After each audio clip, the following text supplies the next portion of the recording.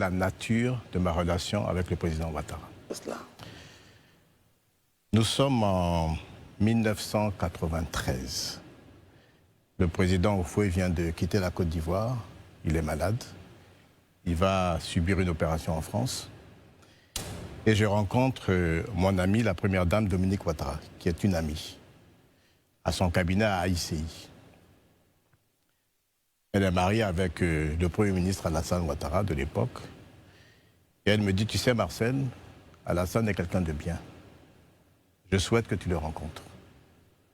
Voilà comment elle m'obtient un rendez-vous avec son époux et que je le rencontre à leur domicile de l'époque, qui a été brûlé pendant les événements de 2002. 2002, merci. Et il me reçoit sur la terrasse. On se tutoie, je ne sais pas pourquoi. Avec du recul, je me dis, mais j'étais gonflé quand même de tutoyer un Premier ministre, etc. Mais en fait, il était lui aussi l'ami de mon épouse de l'époque. Ah, d'accord. Et je l'appelle Alassane, il m'appelle Marcel, et on se tutoie et ça dure 1 heure. On se quitte. Ça se passe très bien. Et je suis séduit par l'homme et par sa vision, qui est nouvelle dans l'environnement de l'époque. 1 semaine après, je demande à le revoir. 48 heures après, il me reçoit. Alors, j'ai été frappé parce que, à l'époque, les ministres, c'était les ministres d'Oufoué-Boigny, quand vous les appeliez, ils ne vous rappelaient jamais. Il fallait vous-même relancer, rappeler, c'était compliqué. Lui, il est Premier ministre, en 24 heures, il m'appelle, 48 heures après ma demande, il me reçoit. Et cette fois-ci, on parle, et je lui dis un certain nombre de choses, parce que je crois avoir perçu chez cet homme qui n'était pas très familier avec l'environnement et que peut-être que je devrais lui dire certaines choses que je sais, parce que moi je suis né dans la politique. Mon père est un homme politique, mon oncle aussi est un homme politique, j'ai été le gendre d'Oufoué. Donc je connais l'environnement. C'est une famille politique. Une famille politique dont je lui dis, bon écoute, grand frère, voilà, fais attention quand même à telle chose, etc. Et puis ensuite il quitte la politique, dans les conditions que vous savez, je ne vais pas m'étendre là-dessus. Il va au Fonds monétaire, et avant de partir, il me reçoit avec Amadou Gon Coulibaly, paix à son âme, Ibrahim Ouattara, Jacqueline Oble, Pascal Koupaki, chez lui à domicile. Et il dit, bon, écoute Marcel, toi tu es dans le privé, tu vas essayer de coordonner un peu cette équipe. Pascal Koupaki, qui a été Premier ministre au Bénin, qui est maintenant conseiller spécial du président Talon, à l'époque avait été son chef de cabinet, ou bien son directeur de cabinet adjoint. Son directeur de cabinet adjoint. Et il dit, bon, Pascal, il va maintenant à la commission, comment ça s'appelle, la commission de la BCAO, là, qui est installée à Abidjan. La commission, enfin, qu'importe, il va à une structure de la BCAO. Donc lui, il ne peut pas. Amadou est directeur général adjoint du BNET. À l'époque, c'était Seré Eiffel, qui était le directeur général. Ibrahim est à la Bassi. Donc il n'y a que toi et Jacqueline Oble qui pouvaient avoir des activités plus ou moins publiques et politiques. Alors Jacqueline, il dit, moi je fais confiance aux femmes pour les finances. Elle sera un peu la trésorière quand on va rentrer dans des activités qui auront besoin d'être financées. Et il part pour le fond. Par respect pour Jacqueline, qui a été ministre de la Justice sous Alassane Ouattara, je décide que ces réunions-là, politiques, se feront au domicile de Jacqueline Oble. Et très rapidement, nous cooptons certaines personnes. Nous cooptons Henriette Diabaté, Graclair, paix à son âme, qui est décédée. C'est vous maintenant. qui les avez cooptés, donc? On les a cooptés. OK. Et puis on commence à tenir des réunions. Voilà comment on démarre en politique avec le président et que le président Ouattara, il est préoccupé par la promotion de l'être humain. C'est-à-dire qu'il veut mettre l'être humain au centre de l'action politique. Ce qui me paraissait quelque chose de novateur et de séduisant à l'époque. Donc évidemment, je m'inscris totalement dans cette dynamique et dans cette démarche. Et on avance, on avance, on avance. Et vous savez, madame, si votre question c'est qu'est-ce qui s'est passé en 2020, notamment au stade Oufoué-Boigny, je vous dis, oui. J'ai dérapé au stade Oufoué-Boigny. Et je le dis. Très bien. J'ai dérapé. Je termine. J'ai dérapé. Ouais. Je regrette d'avoir dérapé. Parce que d'abord, ce n'est pas mon tempérament. C'est vraiment l'exception qui confirme la règle. Et puis, j'aurais dû garder le contact avec le président et lui dire à lui ce que je reprochais à l'époque. Mais je voudrais qu'on fasse la part entre le gouvernement et le RHDP. Parce que j'ai quitté le gouvernement effectivement en mars 2020. J'aurais dit garder le contact et de lui dire. Vous voyez, je ne vais pas aujourd'hui accabler pour atténuer ma responsabilité dans ce que j'ai fait. C'est cela. Surtout pas. Le linge sale se lave en famille. Le linge sale, on l'a lavé. J'ai vu le président en juillet 2021. Nous nous sommes longuement expliqués, nous nous sommes compris. Je n'aurais jamais dû faire ce que j'ai fait au stade Houphouët-Boigny, jamais. Ça ne se refera plus jamais. Le président m'a réouvert la porte et je l'en remercie. Et à chaque fois que j'aurai quelque chose à faire ou à dire, je le lui dirai comme je l'ai toujours fait. J'ai toujours dit au président ce que j'ai à lui dire. Je lui ai toujours dit la vérité. Je n'ai jamais menti au président Ouattara. Jamais. Je peux avoir oublié de lui dire quelque chose, mais je ne lui ai jamais menti.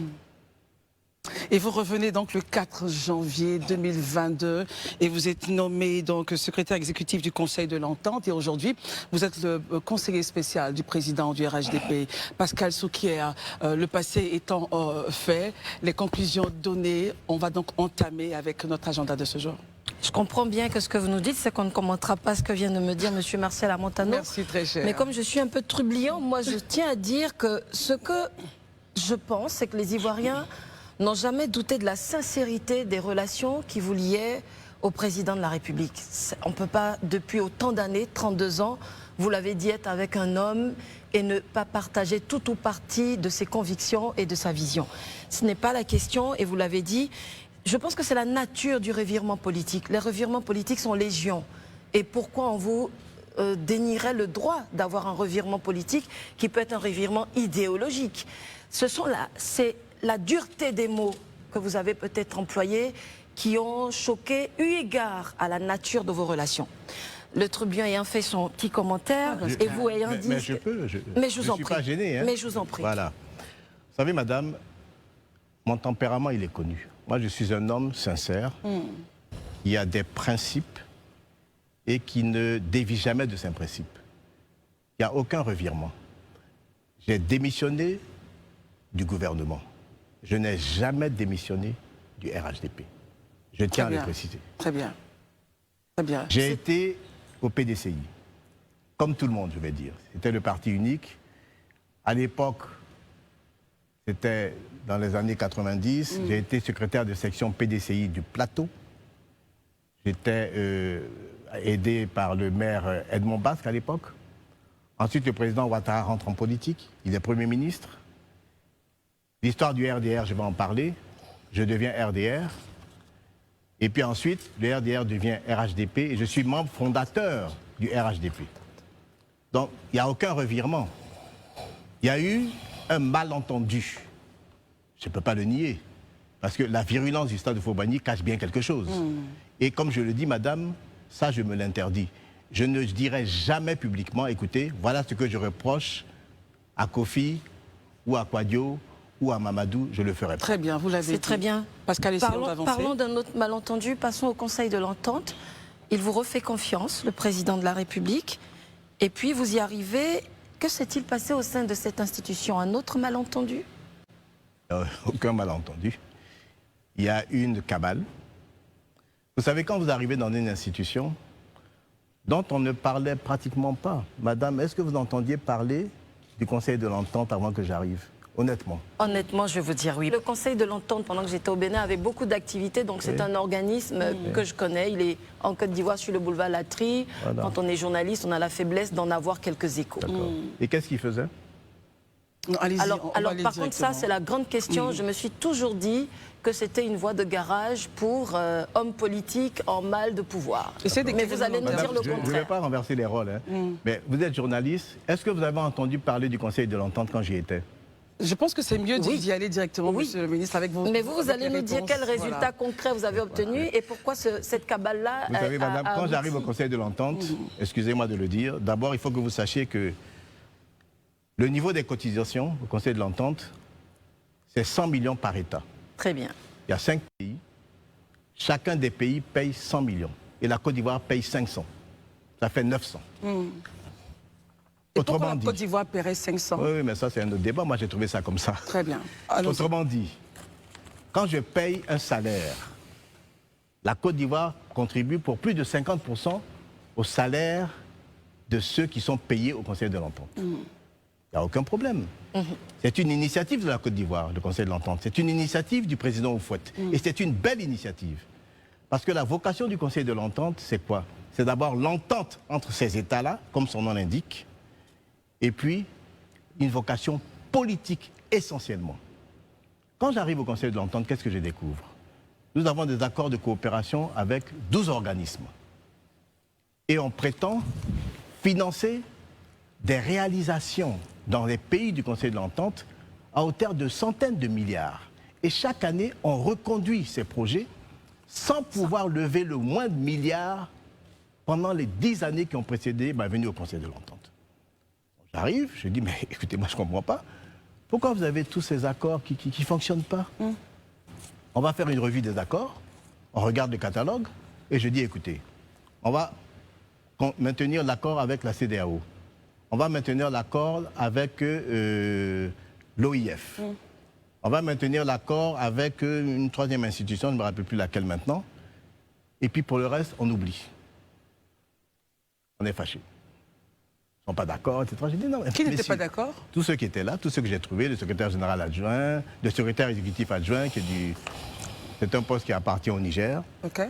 Le secrétaire exécutif appartenant à la Côte d'Ivoire, le contrôleur financier, les directeurs des départements, ils ne sont pas d'accord. J'ai dit, mais messieurs, vous n'êtes pas d'accord, mais ça fait 10 ans que vous avez ces projets-là et que rien ne se passe. Donc soyons... Vous le faites au regard des textes voilà. de ça, c'est un, madame. 2, quand j'arrive au Conseil de l'Entente, je regarde les conditions de travail du personnel, du petit personnel, les chauffeurs, les gens qui nettoient les bureaux, les plantons, etc. Madame, de mon bureau, qu'est-ce que je constate? Dites-nous. Je constate que ces personnels-là, quand il fait chaud et quand il pleut, ils s'abritent sous un manguier. Un manguier. C'est-à-dire que moi, je suis dans mon bureau climatisé. Un manguier, madame. Oui, oui. Un manguier, l'arbre. Waouh. L'arbre. Moi, je suis dans mon bureau climatisé et je vois que mon chauffeur, qui m'a été donné par le Conseil de l'Entente, est sous un manguier, y compris quand il pleut. Et s'il a trouvé la place dans un bureau désaffecté, parce que les archives traînaient par terre, dans des bureaux par terre, madame. Vous trouvez des employés qui sont couchés au milieu des archives. Quand il n'y a pas assez de place, les autres sont sous un manguier. J'ai construit un bâtiment pour eux, madame. Climatisé, avec des toilettes, avec une table, avec des chaises, où ils peuvent prendre leur repas, ils peuvent, etc. Le toit du bâtiment, il y a 3 bâtiments au Conseil de l'Entente. Je vais arrêter après, parce que je ne vais pas être trop loin sur le Conseil de l'Entente, madame. C'était des tôles. C'est-à-dire que quand il pleut, je ne peux pas vous parler à cause du bruit de la pluie sur les tôles. Vous connaissez le bruit de la pluie sur les tôles? C'est bon pour dormir, mais pour travailler, c'est autre chose. Je ne peux pas, madame, vous parler. J'ai dû faire des travaux pour ça. Finalement, qu'est-ce qu'on vous a reproché, justement? Mais j'arrive. Avec tout ce que vous avez fait. Moi, je vais vous dire qu'on m'a même parlé de mauvaise gestion. Madame, j'arrive au Conseil de l'Entente, je prends fonction en janvier. 3 jours après, je pars pour Lomé. Parce que le président en exercice de la conférence des chefs d'État et de gouvernement du Conseil de l'Entente, c'est le président Faure Gnassingbé.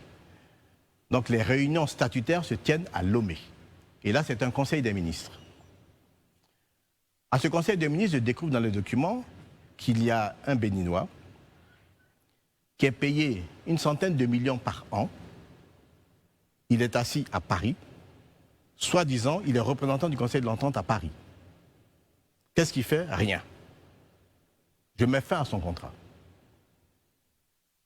Avant de mettre fin à son contrat, heureusement, j'ai accès au chef d'État que j'ai connu dans d'autres fonctions. Je consulte le président Talon. Il me dit, mais Marseille, il n'y a aucun problème. Mais les ministres des Finances, les représentants du ministère des Finances qui sont là, du Bénin, ils ne savent pas que j'ai consulté le président Talon. Donc ils essayent de mettre la pression sur moi. Oui, attention, la présidence, et cela. Je mets fin à son contrat. Ça aussi, ça me vaut des inimitiés. Et ensuite, on me dit, mauvaise gestion. Madame, je n'ai pas dépensé un franc qui n'ait été inscrit au budget. Très bien. C'est une institution internationale, c'est une mission diplomatique. Le droit de grève est interdit, entre parenthèses, très rapidement. Il n'y a pas de droit de grève, mais ils ont grévé plus d'un mois et ça n'a posé aucun problème. Et je n'ai jamais dépensé un franc qui n'ait été budgétisé et qui sort du budget adopté en Conseil des ministres. Mieux, le secrétaire exécutif adjoint, qui est responsable des finances dans cette institution, était à la tête de la grève. Vous savez comment on dépense au Conseil de l'Entente, madame? Dites-nous. Le secrétaire exécutif adjoint, chargé des finances, vise pour dire cette dépense, elle est au budget, elle est conforme, il y a la ressource, vous pouvez dépenser. Après, avant que j'arrive, le secrétaire exécutif visait avant que ça aille chez le contrôleur financier. J'ai dit non. Je vais viser après. Je ne vais quand même pas viser, être d'accord, et puis éventuellement le contrôleur financier qui est sous mes ordres, et je suis l'ordonnateur unique. Ils ne sont pas ordonnateurs. Très bien. Donc je veux que le contrôleur financier vise d'abord, ensuite ça vient chez moi. Madame, toutes les dépenses que j'ai faites au Conseil de l'Entente ont été visées par ces deux personnes-là qui sont grévistes et qui m'accusent, moi, de mauvaise gestion. Vous avez été donc victime d'une cabale. Mais bien sûr, et je ne vous dirai pas pourquoi. Très bien. Daouda, question, progresse dans notre agenda. J'ai vraiment envie de revenir en arrière un peu quand même. Juste un peu en arrière. Oui, bien sûr. Parce que je sais que lors de votre meeting que vous avez regretté, franchement, ça fait plaisir d'entendre quelqu'un sur ce plateau dire qu'il regrette quelque chose. Non, je n'ai pas regretté seulement, excusez-moi de vous couper. J'ai fait un poste, il est là. Si vous voulez, je vous le laisse à la fin. Il n'y a aucun J'ai problème. fait un poste public parce que vous savez, C'est un vrai mea c'est culpa. facile. Non, c'est facile et on fait ça plein en politique. Vous faites quelque chose publiquement, ensuite vous allez demander pardon nuitamment, en cachette, personne ne vous voit. Et puis un matin, vous réapparaissez, on se demande ce qui s'est passé entre-temps. Non. Moi, j'ai demandé pardon publiquement. J'ai fait un poste. Il est là, il existe, il est factuel. Je vous le remettrai. Très bien, Daouda, Ça me fera progressons. plaisir. Mais ça me permet en fait de revenir sur une question qui est importante parce que à cette période, vous avez évoqué un sujet qui était tellement important, la nationalité du président de la République. Aujourd'hui, cette même question est en train de revenir sur la table des discussions, notamment au sein de vous tous, votre ancien parti, le PDCI. Certains mettraient en doute la nationalité du président de la République. Il y en a même qui sont allés même pour aller porter plainte devant la CEI pour qu'on le retire. Quel commentaire vous en faites? Mais qu'est-ce que j'ai dit de la nationalité? Qu'il nous rende notre pays en son Mais temps. ça ne veut pas dire qu'il n'est pas... Non, attention. Non, mais il y avait une nuance. Non, entre- Vous allez mais permettre je à ce viens. qu'il réponde, s'il Je vous plaît. viens. Mais le président Ouattara lui-même, on était ensemble, il l'a dit de Gbagbo. Il a dit qu'il nous rend notre pays. Mais rendre notre pays, ce n'est pas parce que tu es étranger. Donc, si c'est sur cette forme, je dis, en aucun cas, et je l'ai dit dans mon poste, c'est pour ça que c'est important. Moi, je fais partie. Moi, je ne suis pas du Nord. Il y avait peu de gens de ma région qui ont osé, à cette époque-là, prendre fait et cause pour Alassane Ouattara. Et votre région Moi, j'ai rappelle des que gens c'est- qui m'ont dit dans ma région, à Boisseau, Voilà. on va voir où il va venir enterrer son père quand il va mourir. Parlons de vous. Parce que j'ai pris fait et cause pour Alassane Ouattara. Pardon de moi. Il n'y en a pas. J'ai eu toute ma famille ado. Ah oui, ce Très sont des bien. questions, c'est délicat. Très Il bien. ne Très bien. faut pas vous amuser avec ça. Vous voyez que, excusez-moi, je Oui. suis un peu... Oui, on comprend. Mais bien. c'est- On comprend c'est bien, douloureux, on comprend hein. bien. Je sais que c'est très douloureux. C'est douloureux. Passons au docteur Barry. D'accord. Tout à l'heure, Monsieur Marcel Amontano, vous avez évoqué le cas du RDR. Alors, en tant que ressortissant du sud-est de la Côte d'Ivoire, quel est votre avis sur la création? Quel commentaire faites-vous plutôt de votre adhésion au RDR et du RDR on est passé au RHDP? Quel commentaire, quelle leçon vous avez tiré de toute cette histoire-là? Bon, excusez-moi de ce que je vais dire. Hein. J'ai jamais adhéré au RDR. Moi, je suis fondateur du RDR. C'est différent. D'accord. Je vous explique. Je prends un petit déjeuner avec le président Ouattara chez lui à domicile. Et à cause de la nature de notre discussion, je lui dis, président, je vais aller voir Mel Théodore, qui est un ami, père à À son l'époque, âme. maire de Cocody. C'est maire de Cocody. C'est un ami, père à son âme, on a grandi ensemble, on a fait beaucoup de choses ensemble. Vous me faites parler de beaucoup de gens avec lesquels j'ai fait beaucoup de choses et c'est beaucoup d'émotions. Vous savez, moi, je n'ai jamais Désolé. imaginé qu'un jour, je serais là, devant vous, et qu'Amadou ou Ahmed ne serait pas là. Je n'ai jamais imaginé ça. Parce qu'on a mené beaucoup de combats ensemble. Et je parle toujours d'Amadou et d'Ahmed avec beaucoup d'émotion. Mel, c'est un peu pareil. Je suis allé voir Mel Théodore, à son domicile à la Riviera. Je lui ai dit, bon, écoute, Mel, voilà ce qui se passe. Moi, je me suis rapproché du président Ouattara, etc., etc.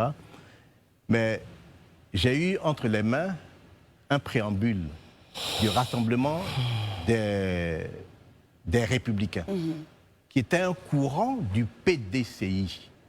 Et c'est Mel qui vous a remis ce document Je l'ai eu entre les mains. Mel m'a dit, oui, effectivement, Marcel, je confirme. Ok. C'est bien notre courant, c'est un peu la tendance des rénovateurs à l'époque, etc. Le rassemblement des Républicains, et j'avais le préambule que j'ai lu et qui m'a séduit. On a échangé. Et il m'a dit, Marcel, le vrai patron de ça, c'est Jenny Kobina. Je l'appelle, c'est mon adjoint à la mairie de Cocody, va le voir. Il appelle Jenny, et Jenny lui dit, non, il peut venir. Je ne connaissais pas Jenny Kobina personnellement. Je vais voir Jenny à la mairie de Cocody. Et on parle. Il me dit, ah non, vous savez, moi j'ai de l'admiration pour ce monsieur. J'étais consultant au BNET, mon contrat devait arriver à l'expiration, et puis il a renouvelé mon contrat. Il a dit, ah non, non, non, l'objet est toujours pertinent, il n'y a pas de raison, etc. Donc je lui en suis gré, mais en même temps, j'ai de l'admiration pour sa nouvelle gouvernance. Donc vraiment, moi, je suis prêt à me mettre à sa disposition. Il dit, oui, il n'y a aucun problème. J'organise un rendez-vous le jour même avec le président Ouattara. Je viens chercher Jenny Kobina, on a rendez-vous à 22h. Je le prends à moins le quart à la mairie de Cocody, l'ancienne mairie. Je monte dans ma voiture, on va chez le président, qu'on trouve avec Ibrahim Ouattara. Ibrahim est vivant, le président est vivant. Ils peuvent dire que ce que Marcel dit, ce n'est pas vrai. On est 4 quand je présente Jenny Kobina au président Ouattara. Ah, très bien, donc c'est vous qui l'avez présenté. Oui, madame. Ok. On discute, ça dure 2 heures. À l'issue de cela, Jenny intègre les réunions chez Jacqueline Hoble. Tel que vous Tout à avez l'heure, je n'en ai évoqué pas au parlé, début mais de je votre voulais propos. vous dire comment. Et on fait ces réunions, etc., etc. Et très rapidement, mais on est au PDCI. Hein. Le RDR est un courant du PDCI, donc on est tous PDCI. Le premier congrès du PDCI de l'après-Oufoué se tient. C'est le premier congrès de Bédier. Le président du congrès s'appelle Hucher Assouan. C'était mon premier patron dans la vie. Vous l'avez dit tout à l'heure, quand je suis sorti de la fac, j'étais secrétaire général de la mairie de Cocody. C'était mon premier job, sous Hucher Assouan. En réalité, une petite parenthèse, Mel Théodore était candidat à la mairie. On avait monté notre équipe, la liste, tout ça, on était chaud. Et puis un matin, il faut nous appeler, il dit, bon, les enfants, c'est bien, je vous félicite. Mais allez avec Hucher, et puis apprenez. Et puis après, vous allez... Bon, nous, on n'était pas comme les enfants d'aujourd'hui. On a écouté au fouet, on a été voir Mel, on a négocié. Mel était adjoint au maire, etc. Bon, moi, je suis conseiller municipal. Dès qu'on a été élu, il m'a dit, bon, toi, tu démissionnes, tu deviens secrétaire général. Donc on va à ce congrès. On va à ce congrès avec Jenny Kobina. Je suis à côté de Jenny Kobina. Moi, je suis secrétaire de section, donc j'ai accès au congrès. Et on dit, bon, on va demander la parole pour faire entendre ce courant. Lève la main, on ne voit pas notre main. On voit d'autres mains, on voit des mains à côté de nous, nous, on ne voit pas. Jenny se lève même un moment, il devient bruyant. Rien, on ne lui donne pas la parole. C'est ça.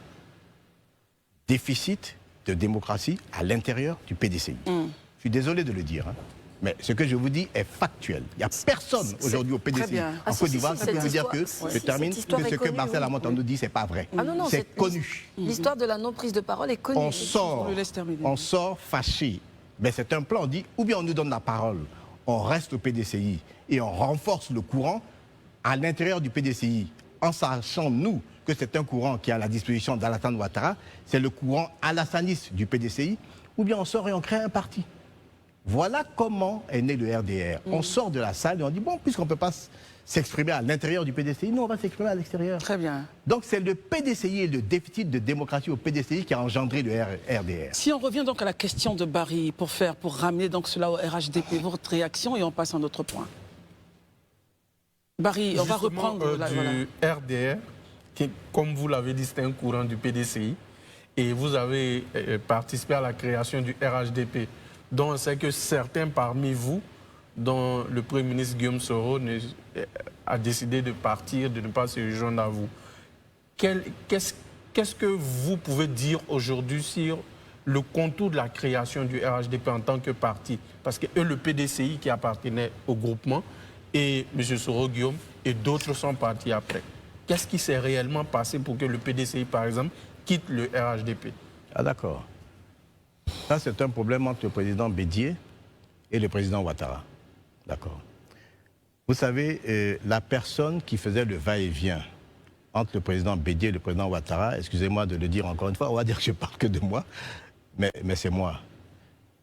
Quand le président Bédié était à Abidjan, je faisais les messages du président Ouattara au président Bédié, je faisais les retours. Quand il était à Daoukro, souvent le président me donnait un hélicoptère, j'allais voir le président Bédié à Daoukro, etc.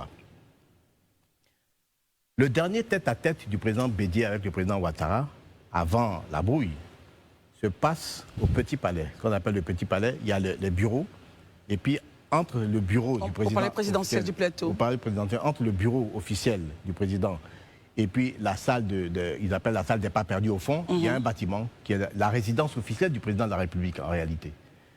Et c'est là que le président Ouattara reçoit le président Bédié. Il parle.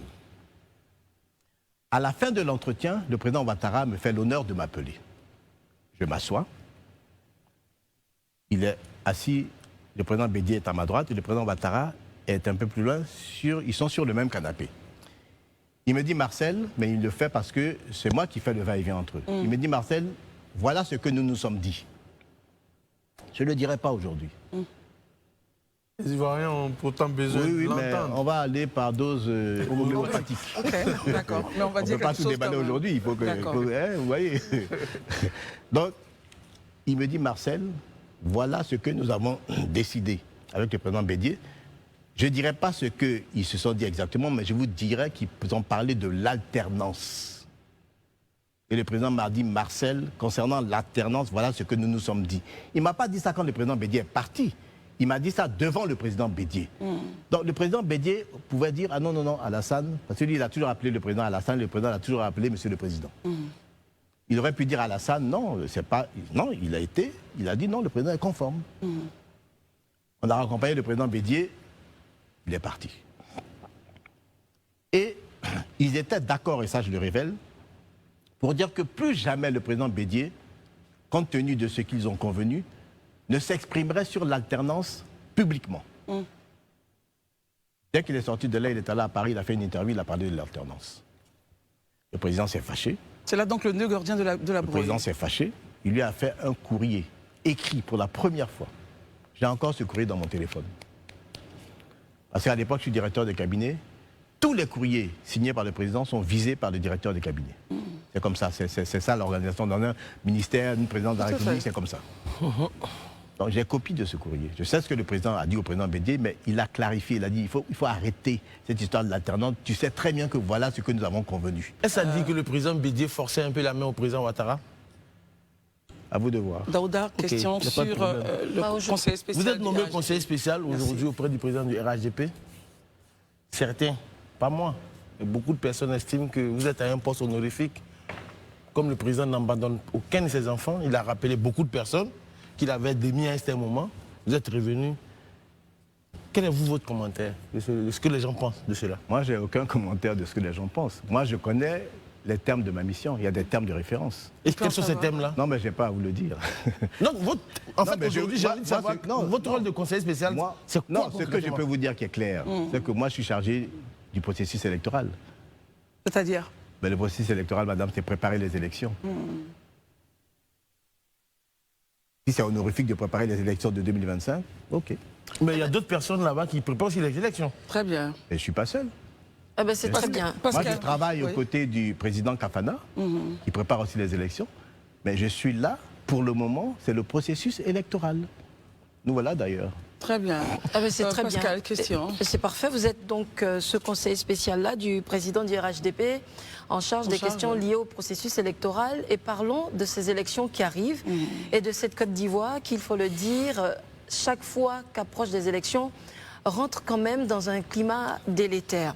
À votre avis, monsieur le conseiller spécial, quelle est la cause profonde de la persistance de cet environnement sociopolitique délétère, surtout quand on va aux élections, alors que anciennement on croit avoir résolu certaines questions? Honnêtement, je me le demande. Parce qu'aujourd'hui, quand on écoute l'opposition, parce que le climat délétère est lié aux revendications de l'opposition, en réalité. Ce sont leurs revendications qui tendent le climat. C'est quoi? C'est la liste électorale, C'est la nouvelle RLE qu'il réclame. Article 48. C'est le deuxième mandat de la Troisième République qu'il dénonce. C'est de ça qu'il s'agit. Ce que vous avez dénoncé aussi. Pardon? Quelque chose que vous avez dénoncé. Parce que dans j'ai votre- été induit en erreur. Et monsieur. après, il Par s'est qui? excusé, Daouda. Par comme des il a gens- dit Je sais tout à qu'il s'est l'heure. excusé. non, mais je peux m'excuser, c'est pas un problème. Laissez-le. Ce que vous dites, c'est que c'est On, est en on est en démocratie. Ah, Dieu J'ai merci. été induit en erreur par des juristes. Et- Mais je peux vous démontrer en quoi le président a le droit de faire un nouveau mandat. Tout de suite, c'est pas long. Hein? Allez-y. Allez-y. Voilà. Vous avez une voiture. Elle a 10 ans.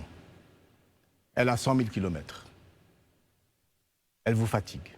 1, 2, 3, elle va en révision. 1, 2, 3, elle va en révision. Quand elle va en révision,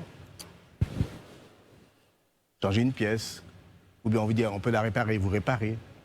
Et puis au bout d'un certain temps, vous en avez assez de cette voiture. Vous avez fait 3, 4 révisions. Vous dites, là j'ai un peu d'argent, je vais vendre cette voiture, ajouter l'argent et acheter une nouvelle voiture. Quand vous achetez la nouvelle voiture, les 100 000 km là, on ne les prend pas pour ajouter sur les 0 km de la nouvelle voiture. Non, On est d'accord? d'accord. C'est une nouvelle voiture. Mhm. La Constitution, c'est la même chose. Il y a eu 4 révisions constitutionnelles. 4. 2 sous Gbagbo. En 2005, Gbagbo, c'est juin et juillet 2005. Il fait 2 révisions. 2 sous Ouattara. En juin et novembre 2014. Avant le référendum. Le référendum qui est de 2016, je crois, qui est post-élection 2015. Mais ce sont des révisions. On est toujours dans la Deuxième République. C'est comme la voiture. À un moment donné, on a fait 4 révisions. Et il faut toujours toucher maintenant à des choses plus fondamentales, au fondement de la Constitution. À ce moment-là, on dit, non, écoutez, là, on va faire une nouvelle Constitution. Les révisions, on n'a pas soumis à référendum. Mais la nouvelle Constitution, on a 2 possibilités. Soit le référendum, soit les 2 chambres réunies en congrès. On a choisi le référendum qui est plus démocratique. Même si la loi autorise le congrès. On va au référendum. Mais une fois qu'on va au référendum, qu'on a fini, c'est une nouvelle voiture. C'est une nouvelle constitution. C'est une nouvelle république. Le passif, c'est fini. Mais l'opposition ne l'entend pas de cette Non, mais oreille, ça, c'est leur justement. problème, madame. Moi, je vous parle de la loi. Le passif, c'est fini. Nous sommes dans une nouvelle constitution, donc dans une nouvelle république. Et vous avez eu besoin de juristes c'est pour vous pourquoi je expliquer prends- cela? Excusez-moi une minute, hein, s'il vous plaît. Je vous en prie. Pourquoi je prends l'exemple de la voiture? Pour que les Ivoiriens comprennent mieux, que l'Ivoirien lambda comprenne mieux. Sinon, entre nous, je vous dirais simplement, ce n'est pas rétroactif, ça ne rétroagit pas. Ça veut dire que tout ce qui est le passé, c'est fini. Sinon, il eût fallu prendre des mesures transitoires ou des mesures spécifiques pour dire, même celui, malgré la nouvelle constitution et la nouvelle république, même celui qui a fait déjà 2 mandats, il ne peut plus. Ça n'existe pas dans cette constitution. C'est de la mauvaise foi. Très bien. D'accord. Alors, Très rapidement, c'est ma dernière question. Voilà, relance Daouda. Aujourd'hui, en tant que conseiller du président du RHDP, M. Alassane Ouattara, nous sommes à 5 mois d'une élection. Ses militants lui demandent d'être candidat, il ne s'est pas encore prononcé. Moi aussi, je demande. Il n'y a pas de problème. Mais au-delà de ce Je que suis vous lui, militant aussi. oui, au-delà de ce que vous lui demandez, qu'est-ce que vous lui suggérez concrètement, en votre âme et conscience? Qu'est-ce que Laissez je lui votre âme militante, mais le spin doctor qui parle dans l'oreille du président du Je RHDP. voudrais dire qu'il y aurait 2 hommes différents en moi. Non. Manifestement. Oui, pourquoi pas? Non, non, Selon non, Daouda. je suis un. Donc vous le conseillez donc Encore d'aller se présenter. de se représenter. Pourquoi encore? Non, après 15 ans, Oui. il a fait un travail colossal. Oui. Lui-même, il dit qu'il y a une demi-douzaine derrière lui. Mais quels sont les enjeux de cette élection de 2025? Dites-le Allez-y. nous, s'il vous plaît. Ah, voilà. Moi, j'ai envie de savoir, c'est vous qui parlez à l'oreille du président. Mais pour moi, vous savez, chaque élection a ses enjeux. 2020, 2025, 2015, ce ne sont pas les mêmes défis et les mêmes enjeux. Quels sont Pour les moi. enjeux de ceci, oui. L'enjeu de 2025, c'est la paix, la sécurité, la stabilité. Ce qui veut dire C'est que... pour ça Ouais. que j'insiste pour que le président Ouattara soit candidat. Et Monsieur le supposons que le président Ouattara dise, par exemple, qu'il ne se présente pas. Mais Est-ce c'est que son- vous c'est voyez son pas... droit. Non, c'est son droit. Est-ce que parmi la demi-douzaine, vous voyez dedans? C'est toujours le chef qui choisit. Et je vais vous dire, est-ce que je me vois dedans? Oui. Je ne suis pas intéressé. Très bien. Alors, monsieur le ministre, s'il vous plaît, vous dites que les On a- Et enjeux... je peux une revenir phrase dessus. on a Je une peux phrase revenir, non, on a je une peux phrase- revenir dessus quand vous voulez. Très bien, on va une y phrase revenir, monsieur, s'il vous historique, plaît. Vous dites que les enjeux de cette élection de 2025 sont différents, évidemment, de ceux qu'on a déjà connus. Et que ceci, c'est l'appel à la stabilité. S'il dit La non... paix, la stabilité, la sécurité Et la sécurité, très des biens bien. et des personnes. Alors, si le président décide de ne pas partir à cette élection-là, est-ce qu'il y a quelqu'un au sein de votre appareil qui pourrait justement faire percevoir toutes ces notions-là? Je vais vous répondre tout de suite, madame. Vous savez, moi, dans le meilleur des cas, je suis sur le flanc de la colline. Ça veut dire? Sur le flanc.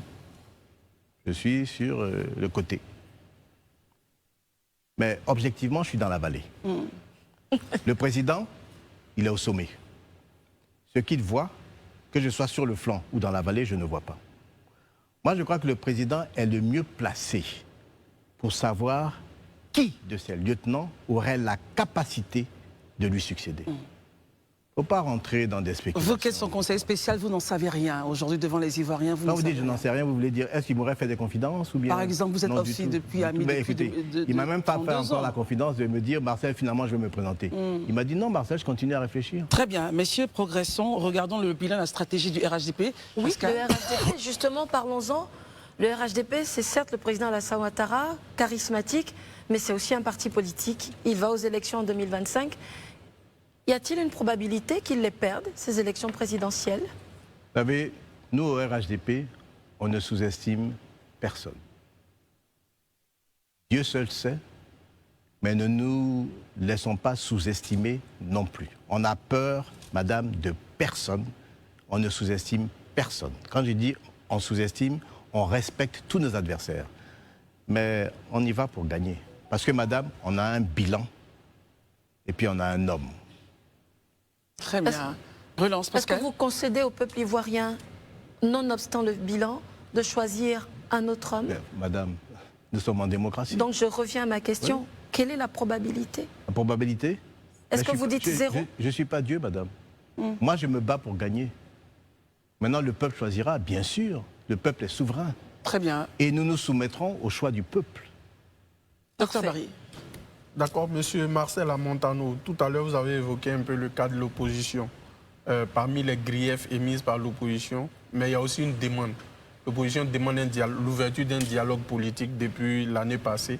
Alors vous, en tant que conseiller spécial du président du RHDP, est-ce que vous avez une fois évoqué le cas du dialogue politique? Si oui, quelle a été la posture du président de votre parti? Mais vous savez, des dialogues, il y en a eu. Moi, vous savez, j'ai quitté le palais il y a 9 ans. J'ai quitté le gouvernement il y a 5 ans. Donc, je suis en immersion récente. J'ai pris mes fonctions effectivement début février. Des dialogues, il y en a eu, mais ce sont des dialogues opposition-gouvernement, surtout. Ce ne sont pas des dialogues entre l'opposition et le parti au pouvoir. Ce sont des dialogues opposition-gouvernement. Posez la question au gouvernement, pas Quel est au... votre avis? Quel est l'avis du Non, je président du conseiller? ne veux pas émettre d'avis. Très bien. Daouda. Monsieur Marcel Amontano, encore une fois, vous avez dit tout à l'heure, vous ne sous-estimez personne aux élections, vous n'avez peur de personne. Laurent Gbagbo n'est pas sur la liste. Un candidat très prépondérant. Quand on regarde la situation aussi de Tidiane Thiam, c'est assez complexe actuellement, au vu de l'article 48 dont on va parler. Charles Bleu Goudé n'est pas sur la liste, Guillaume Soro n'est pas au pays, lui aussi n'est pas sur la liste. Finalement, est-ce que vous n'avez pas peur de tout le monde? Peut-être même votre ombre au RHDP? Non, vous me demandez d'apprécier des décisions de justice. C'est ça que vous me demandez? Non, c'est pas ce que je vous demande. Si. Non, Si. c'est pas ce que je vous demande. Si, c'est ce que vous me demandez. Il mentionne simplement que ces candidats ne sont pas sur la liste. Non, mais ils ne sont pas sur la liste pour quelle D'apprécier une raison? question qui Mais pourquoi ils ne sont pas sur la soulève liste? la passion Parce chez qu'ils les sont Ivoiriens. frappés par des décisions de justice. Et vous me demandez d'apprécier des décisions de justice. Est-ce que, Non, alors, si on est d'accord. Est-ce que le RHDP ne se cache pas derrière la justice finalement pourquoi? pour empêcher certaines personnes d'être sur la mais liste? quand Madame Marine Le Pen est frappée d'inéligibilité en France pour les 5 prochaines années, est-ce que vous soupçonnez M. Macron d'être caché derrière ou son parti? Donc, Alors, M. Marcel Amontano, permettez-moi très rapidement de Alors revenir pourquoi sur le- Darmanin vient faire une annonce? Parce que c'est aussi politique ce genre de décision. Parce que quand je prends le cas de Charles Blé Goudé, qui a été condamné à la haie pour des crimes, en Côte d'Ivoire, il est condamné pour les mêmes crimes. Est-ce que vous ne trouvez pas Il n'est pas condamné pour les mêmes crimes. Mais si. Non. Dites-nous pourquoi il est condamné en Côte d'Ivoire. Il n'est pas condamné pour les mêmes crimes. C'est comme Gbagbo, il n'est pas condamné pour les mêmes crimes. Non, Gbagbo, on sait tous qu'en Côte d'Ivoire, il est condamné pour la casse de la BCAO. C'est bien ça. Mais pour Charles Blé Goudé, c'est quoi, monsieur le ministre? C'est pas pour les mêmes crimes. Donc dites-le. Mais je refuse de commenter des décisions de justice. Ça, c'est une fuite en avant, monsieur le ministre. Ah non, c'est pas une fuite en avant. Si. Non. Vous me dites de commenter des décisions. Parce que c'est ça le fond du débat. Vous voulez débattre du fait que Blé Goudé, qui est frappé par une décision de justice, Gbagbo, qui est frappé par une décision de justice, n'est pas sur la liste électorale. Vous me demandez de commenter des décisions de justice. Je dis une décision de justice, qu'on soit d'accord ou pas, elle s'impose. Moi, je retiens que monsieur le ministre. Non, mais c'est ma position. Vous pouvez exprimer votre point de vue. Et je pense que les Ivoiriens pensent la même chose que moi. Il n'y a aucun problème. Mais je maintiens que je ne m'implique Vous interdisez de... dans la justice. Très bien. On va prendre ça comme ça. C'est bien noté. On passe donc à notre second plateau qui aura lieu juste après le journal qui vous est présenté par Isabelle Vauvor. À tout de suite.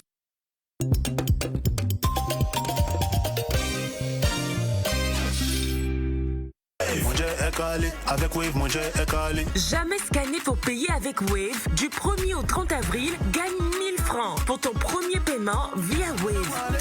Partout, pour tout, t'es sans frais. Promotion valable uniquement sur votre premier paiement via Wave d'un montant minimum de 1500 francs. Depuis 35 ans, nous nous rencontrons et apprenons à nous connaître. Nous avons vécu des petites et des grandes victoires. Nous avons murmuré de douces choses et avons créé des actes solidaires et inoubliables. Nous avons toujours été joyeux, festifs, enjaillés, célèbres pour notre hospitalité. Toujours différents et amoureux de nos traditions, le partage est au cœur de notre vie. Château de France, on est tombé dedans. Vous aimez quand c'est chaud et généreux? C'est quoi le plan? Canal+ met du piment dans votre télé. En ce moment, profitez d'une offre brûlante avec votre décodeur HD à 3000 francs dès la formule Access. En plus, l'installation et la parabole sont offertes. On y va, ça va signer. Goûtez aux nouvelles émissions et séries épicées comme on aime. Qui veut épouser mon fils? Tu ne croiras pas ce qui vient de m'arriver. Il faut que tu choisisses. Je ferai jamais rien contre ma mère. Attention, intrigue tout feu tout flamme. J'espère que vous êtes prêts pour la prochaine épreuve. Vibrez devant les films les plus chauds du moment. Le monde compte sur toi. Et vivez des ambiances bouillantes dans vos matchs tant attendus. C'est vraiment cool. C'est exactement le mot que je cherchais. Alors, ça chauffe, non? Réabonnez-vous vite.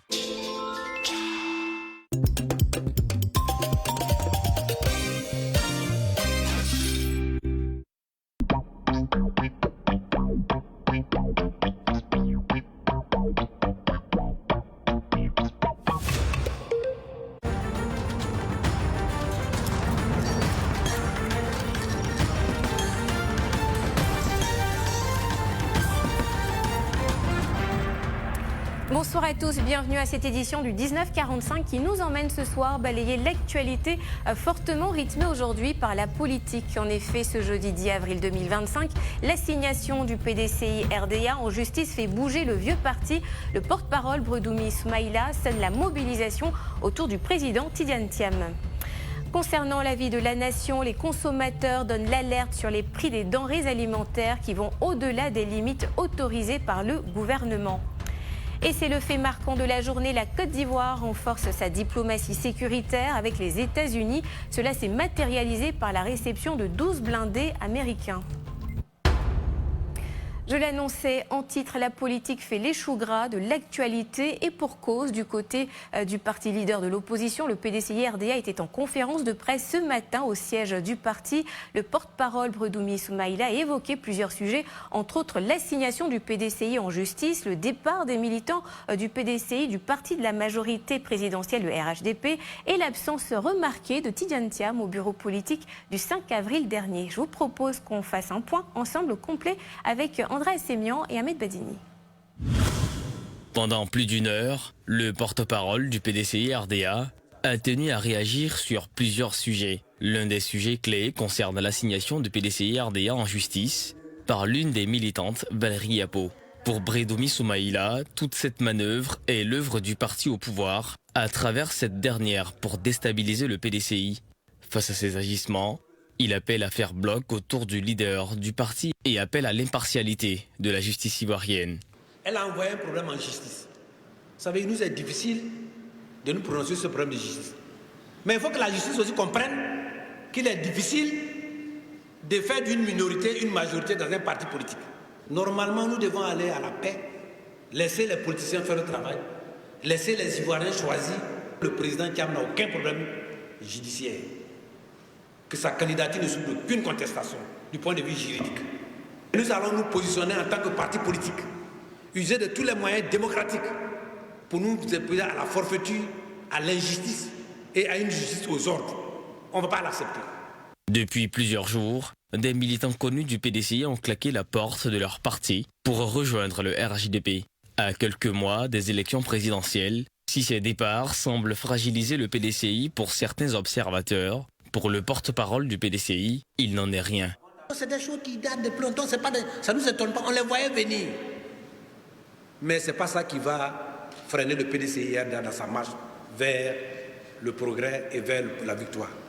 Autant il y a 200 ans, mais je peux vous assurer que les jeunes cadres qui sont dans d'autres partis politiques, qui sont ailleurs, ne font que nous appeler pour dire « nous on veut le changement, on n'est pas PDCI, mais le moment venu, nous allons vous soutenir financièrement, matériellement, et nous allons vous donner nos voix et le voix de nos amis ». C'est ça. Si le vieux parti a tenu son dernier bureau politique le 5 avril dernier, l'absence de son leader Tidjane Thiam n'a pas manqué de faire réagir une bonne partie des observateurs et de l'opinion nationale. Pour Bredomi Kwasi, elle est du fait du parti qui affine ainsi sa stratégie politique pour les batailles futures. C'est le parti qui a mis le président Thiam en mission. Nous, on a un plan, on a un objectif, on y va. Le président Thiam reste là-bas. On te met en mission. Nous, on règle les problèmes. C'est pourquoi il y a des ministères de l'Intérieur. Mais le président entouré de gens avait déjà anticipé. On te met en mission, on sait que la mission sera longue. Au cas où tu ne peux pas être là, qu'est-ce qu'on fait? On te propose ça, ça, ça. Donc le président est en France, dans le monde, pour travailler pour le PDCI-RDA. À 6 mois de la présidentielle, le PDCI veut mettre la chance de son côté en appelant à l'unité autour de son leader. Je vous l'avais dit, l'actualité politique domine, alors on reste toujours sur cette mouvance politique et ce n'est pas encore fini. La guéguerre dans le Parti démocratique de Côte d'Ivoire en attendant le verdict dans l'affaire opposant Valérie Yapo à Tidjane Thiam ce vendredi 11 avril par le tribunal du Plateau. Valérie Yapo a réagi aux allégations l'accusant de vouloir placer le Parti vert sous tutelle. Elle a également porté des critiques sur le processus électoral en cours au PDCI. Les détails avec Chilina Lebonsoro et Spencer Ilanga. Le mercredi 9 avril 2025, Valérie Yapo, membre du bureau politique du Parti démocratique de Côte d'Ivoire depuis 2013, a vigoureusement réagi aux déclarations de Maître Blessi Chrysostome formulées à l'issue de l'audience en référé contre Tidjane Thiam. Ce choix de date n'est pas anodin, car il coïncide avec le 79e anniversaire de la création du parti. À cette occasion, Valérie Yapo a tenu à clarifier les allégations selon lesquelles elle aurait demandé la mise sous tutelle de la direction du parti lors de l'audience. Elle a fermement démenti ces accusations qui avaient fuité de l'audience au tribunal d'Abidjan et a affirmé qu'elle n'avait aucune intention d'abandonner la procédure judiciaire contre le président du PDCI. Ce terme n'a jamais été utilisé également dans le sens d'une mise sous tutelle du PDCI-RDA. Vous convenez tous avec moi que la mise sous tutelle suppose que nous demandons que le PDCI-RDA soit géré par un représentant dûment désigné de l'administration issue de l'autorité de tutelle, qu'est le ministère de l'Intérieur, à savoir le ministère de l'Intérieur. Si ceci était le cas, pourquoi aurions-nous évoqué avec le juge les mécanismes internes reposant sur les tests du parti, prévoyant un ordre successoral déjà établi en cas de vacance de la présidence du PDCI-RDA? Voici comment le nom du doyen Aouzi a été évoqué parce qu'il faisait partie des 10. Jamais le nom de M. Aouzi n'a été prononcé comme une proposition de notre part ou comme une option, voire le choix de Valérie Yapo et de son avocat pour proposer dans un schéma de mise sous administration provisoire du PDCI-RDA. Lors du 18e bureau politique du PDCI-RDA tenu le 5 avril 2025, la décision a été prise de fixer la convention pour le 16 avril 2025 avec un dépôt de candidature ouvert du 8 au 10 avril 2025. Valérie Yapo a vivement critiqué cette organisation qu'elle juge précipitée, estimant qu'elle vise à éliminer d'éventuelles candidatures concurrentes à celles de Tidjane Thiam.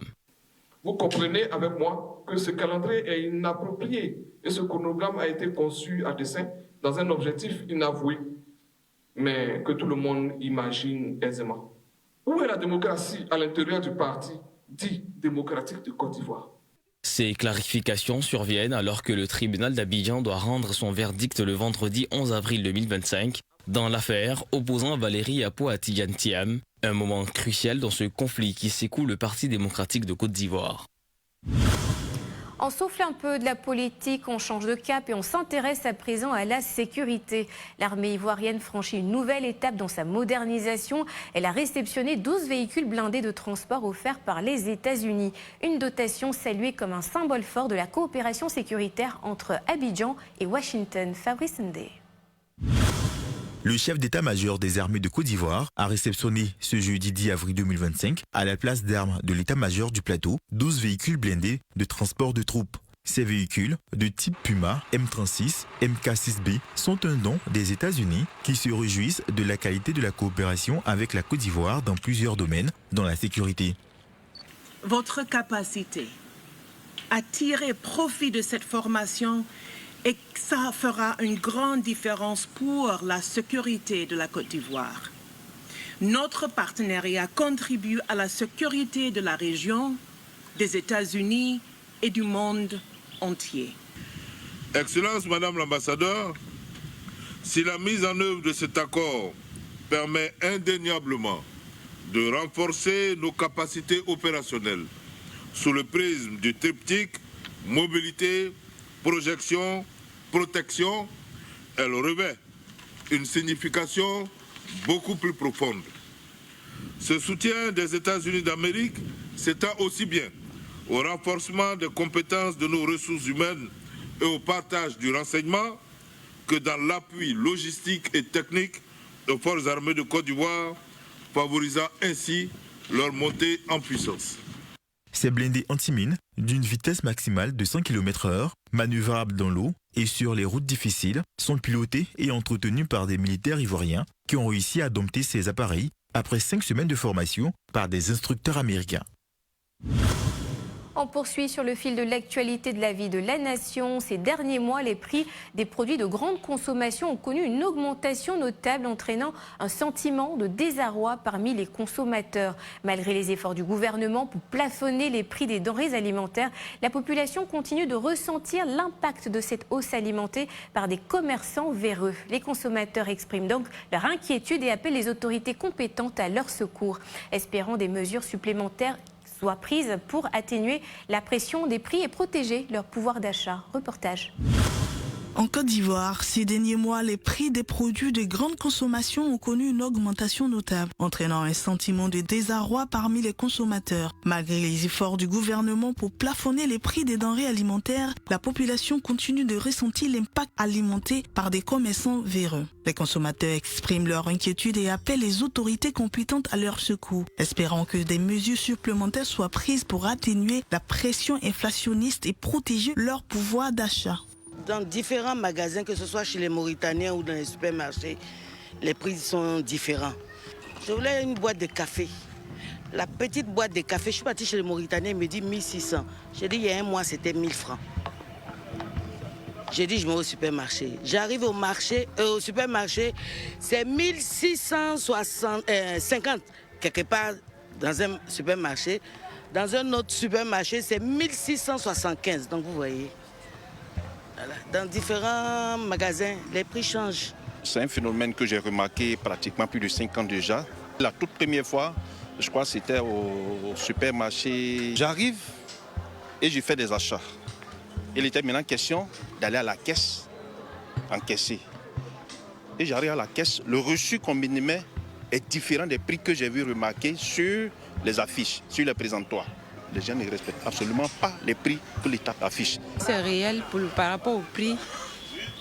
c'est vraiment sérieux parce qu'il y a des boutiques, quand tu rentres, le prix est bas. Par contre, tu vas aller dans une autre boutique, tu vas aller trouver encore la même marchandise, peut-être à 700 bien 1000 francs. Et puis ça devient compliqué. Ça fait que souvent même, quand on veut acheter quelque chose, on est obligé. Moi, dans mon quartier, par exemple, quand je vais acheter un truc, je ne vais pas à côté de mon... Je ne vais pas dans la boutique qui est près de moi. Je suis obligée d'aller dans une grande boutique quelque part parce que là-bas, on voit que les prix sont un peu réduits. Suite aux nombreuses plaintes, les autorités compétentes ont intensifié leurs interventions. Le commandant adjoint de la brigade de contrôle rapide du ministère du Commerce, de l'Industrie et de la Promotion des PME a lancé le mercredi 10 avril une série d'émissions de contrôle des prix de l'huile et de d'autres produits de grande consommation à Grand Bassam. Nous avons reçu plusieurs alertes concernant la ville de Grand Bassam. Nous nous sommes rendus dans cette surface et nous avons pu constater que l'alerte était vérifiée. Et ici, c'est au niveau du prix de l'huile. De l'huile 10 litres qui est vendue ici à 10 450 au lieu de 10 350. Donc, comme d'habitude, nous allons procéder à une saisie. Mais avant cela, une convocation, un procès verbal de saisie et de constatation. La surveillance des marchés implique l'initiation des missions de contact de contrôle sur les marchés et tous les lieux de vente de produits destinés à la consommation. L'objectif est de garantir la qualité des produits, leur conformité aux normes et le respect des règles de loyauté dans la transaction commerciale. Dans la pratique, ces contrôles s'appliquent notamment à l'affichage des prix, à l'emballage et à l'étiquetage des produits. On y va pour l'actu à l'international. Donald Trump frappe fort, il suspend les surtaxes douanières globales mais s'attaque frontalement à la Chine, désormais taxée à 125%. Un virage stratégique qui secoue la planète économique et redéfinit les équilibres du commerce mondial. Fabrice Ndé et Yann Espia.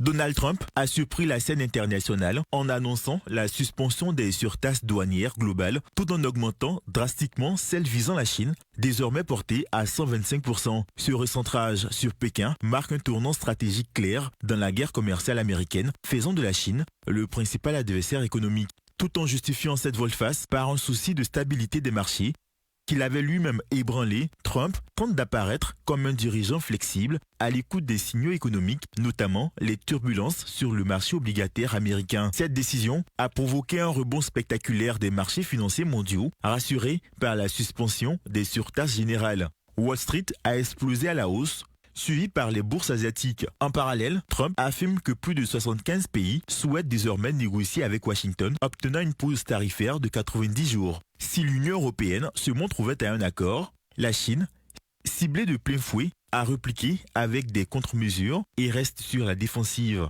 Les économistes alertent cependant sur les effets délétères de cette guerre commerciale qui pourrait faire fondre l'économie mondiale et provoquer une récession globale.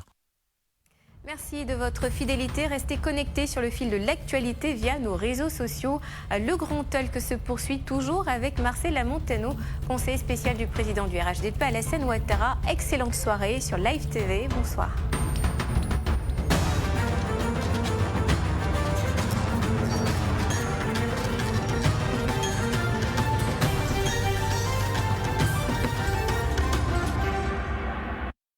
Vous voulez enfin trouver l'amour ? Inscrivez-vous au Vrai Match via sa nouvelle plateforme, levraitmatch.ci. Comment ça fonctionne? C'est simple. 1. Tapez dans votre barre de recherche levraitmatch.ci. 2. Inscrivez-vous en remplissant le formulaire. Mais attention, pour cela, vous devez être âgé de 21 ans ou plus. Le Vrai Match, tout le monde a droit à l'amour. Live TV, la télé sans filtre.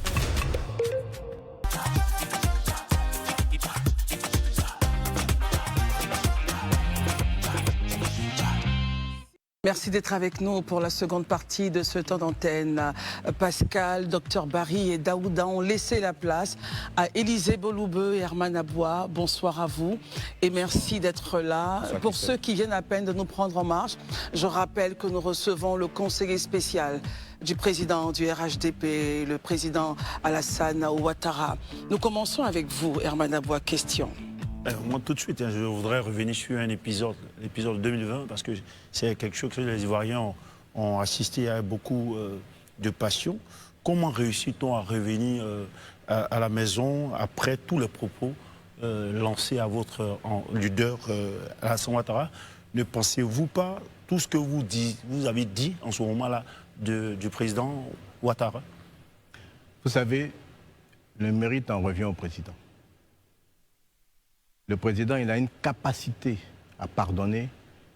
Je ne dirais pas que peu d'hommes politiques ont, que peu d'hommes ont. Je vais vous donner 2 exemples. Ta maman a été interrogée par la police quand il était directeur général adjoint au Fonds monétaire international. J'avais mes bureaux aux 2 plateaux et j'apprends qu'on envoie à sa mère 3 policiers pour l'interroger. Je ne sais pas pourquoi. Je fonce, je suis à 5 minutes. J'arrive, la maman est seule sur la terrasse. J'arrive avant les policiers, je les accueille.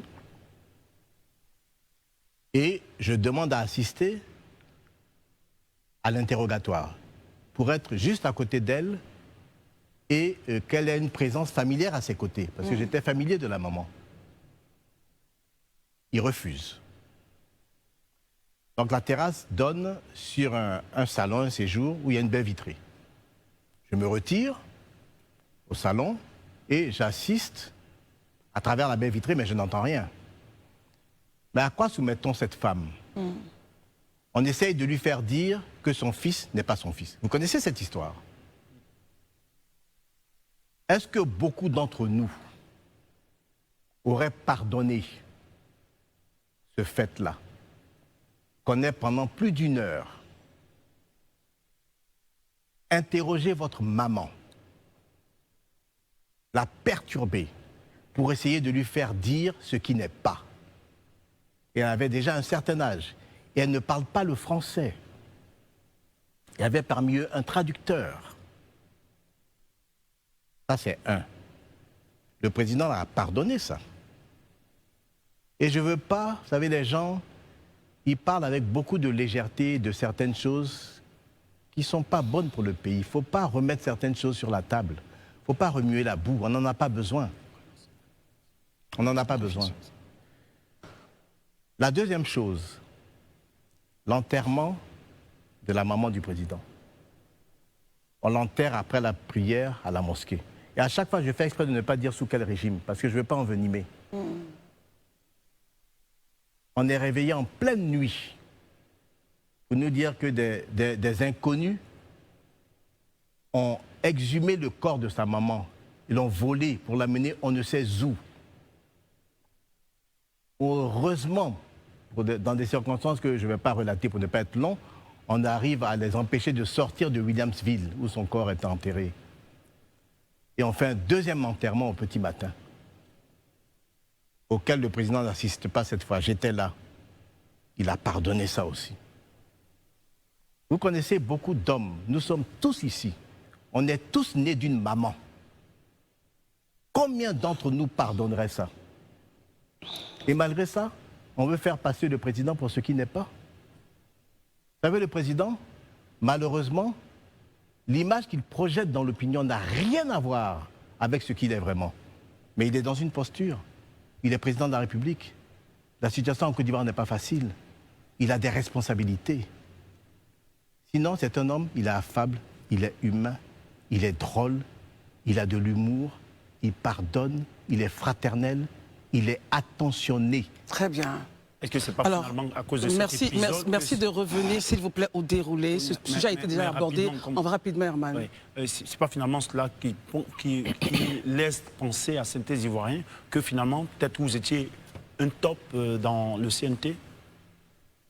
Mais merci de parler du CNT. Moi, je ne vais pas rentrer dans cette polémique. J'étais une top, j'étais pas une top. Mais je suis l'un des rares hommes politiques aussi. Tout à l'heure, je vous ai parlé de mon poste, où je m'excuse et je m'explique. Qui a fait un poste aussi, et je l'ai là aussi, sur le CNT, pour condamner. J'irai plus loin. Lorsqu'après l'élection, le président Ouattara rencontre le président Bédié au Golfe. Je ne sais pas si vous vous souvenez de cet épisode. Après 2020, la première fois qu'ils se revoient, c'est au Golfe Hotel. C'était un mardi. Le mercredi, je vais voir Bédié.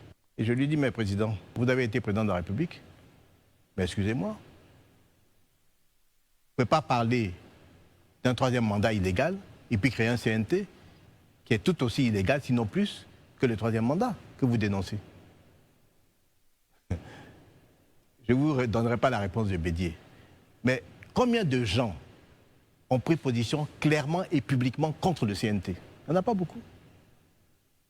Et je vous dis, le moment des polémiques, ce moment viendra. Parce qu'il y en a qui étaient cachés derrière le CNT, qui n'attendaient que ça. Très bien. J'allais dire docteur Élisée Boloube, allez-y, question. Peut-être que c'est une promotion, j'accepte, hein, le titre de docteur, je ne refuse pas. Ok, bonjour monsieur le ministre. Bonjour. Là nous sommes à 6 mois, pratiquement 6 mois et demi d'une élection présidentielle à laquelle celui dont vous êtes le conseiller spécial pourrait éventuellement être candidat, il ne s'est pas encore prononcé là-dessus. Je voudrais, vous qui êtes au quotidien avec lui, parce que j'estime qu'un conseiller spécial, c'est quelqu'un quand même qui partage le quotidien du président de la République et donc du candidat, l'éventuel candidat du RHDP. Dites-nous aujourd'hui ouvertement, est-ce que le président et vous parlez de cette question-là? Et si tel est le cas, qu'est-ce qu'il dit? Est-ce qu'il envisage effectivement repartir ou n'exclut pas la possibilité de revenir? Qu'est-ce qu'il en dit? Alors, il en avait déjà parlé en première partie, peut-être qu'il va rappeler rapidement quelques points. Non, mais il n'y a pas de problème, c'est rapide. Vous savez, le président, c'est un homme transparent. N'allez jamais dire au président, ah voilà, un tel a dit que. Il va vous asseoir tous les deux, il va dire, Marcel a dit que, tu dis que. Donc le président, il ne me dit pas plus que ce qu'il dit publiquement. Il me dit, Marcel, je continue à réfléchir. C'est tout. Donc à l'étape actuelle des choses, il est encore dans la réflexion. Bien sûr. Très bien, messieurs, regardons donc la crise au PDCI, la reconfiguration de l'opposition avec Cap Côte d'Ivoire, Herman. Aujourd'hui, finalement, on va vers 2025. On constate que plus ou moins l'opposition est en train de se constituer avec la CAP aux côtés du président du PDCI, Tidiane Thiam, où il y a un certain nombre de partis politiques. On voit aussi qu'il y a une certaine ouverture qui est faite au niveau du PPACI pour rassembler. Est-ce que finalement, si on se dit qu'il y a toujours le triangle avant le premier tour pour aller au deuxième tour, est-ce que cette coalition de l'opposition ne peut pas faire changer la donne de tout ce que le RHD pense? Mais c'est une coalition sur quelle base exactement? Mais alors, on veut avoir votre lecture. Mais moi, je ne suis pas PDCI, je ne suis pas CAP, je suis RHDP. Mais quelle est votre lecture sur non, mais moi, comment vous appréciez toute cette coalition? J'ai pas de lecture, je constate, nous observons. Nous, on est concentrés derrière notre candidat que nous appelons tous de nos voeux. On est concentrés, on est unis, on est un bloc. Et puis, on regarde l'adversaire se préparer et s'organiser. Je n'ai pas de commentaires à faire. C'est quand même vos adversaires. Vous regardez quand même pour voir comment vous bougez. Bien sûr. Mais c'est pas un regroupement électoral. Hein. C'est un regroupement, ils ont dit clairement ce qu'ils disent. Ils disent c'est pour appeler à des élections inclusives, etc. C'est tout. Mais ce n'est pas un regroupement idéologique. Laissez tomber l'aspect idéologique, parce que chacun a son idéologie. Et puis l'idéologie en Afrique, vous savez, c'est pas évident, c'est pas simple. Mais ce que je constate, c'est que c'est pas comme si, comme au Sénégal, il y a un candidat.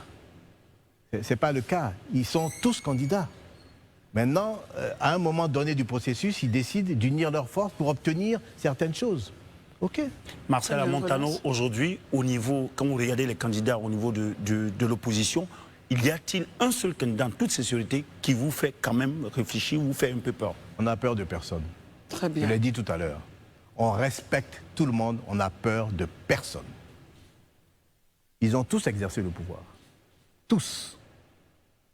Et nous l'avons exercé ensemble. Alassane Ouattara était numéro 2 du PDCI sous Oufoué. Et c'était le premier ministre d'Oufoué. Et il était PDCI.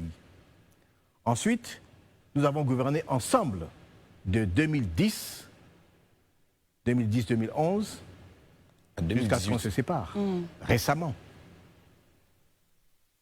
Et ils ont tous exercé le pouvoir. Donc on va comparer les exercices. Quand j'entends dire que oui, mais c'est moi qui ai eu l'idée de ceci, c'est moi qui ai eu l'idée de cela. Vous parlez de qui concrètement? Non, c'est moi.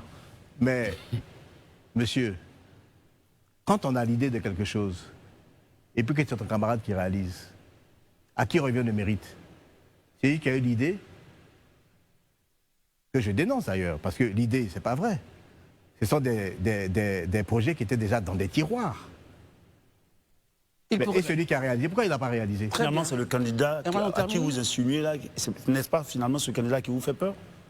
Non, on a peur de personne. Si on peut être clair, de qui parlons-nous? On a peur de personne. Moi, je parle de personne. Très bien. Le moment venu, je parlerai avec des noms. Mais je ne suis pas venu pour ça aujourd'hui. Très bien. Élisée Boloubeu. Rassurez-vous, hein, on a peur de personne et regardez-moi bien dans les yeux. Je ne crains personne. Très bien. Écoutons Élisée Boloubeu.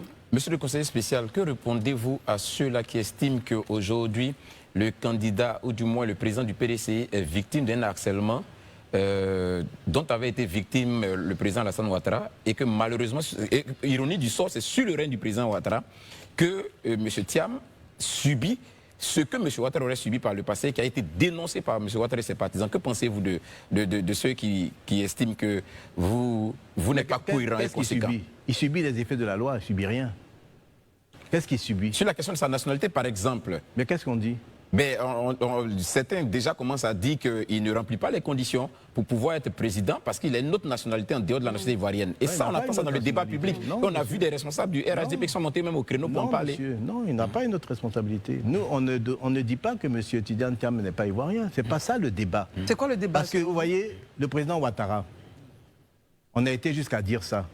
Alors qu'au Forum de réconciliation nationale, présidé par Seydou Diarra, il a montré la pièce d'identité de sa mère, qui était dans la salle. Il a montré sa pièce d'identité. Il a montré la pièce d'identité de son père. Mais malgré ça, on a dit qu'il n'était pas ivoirien.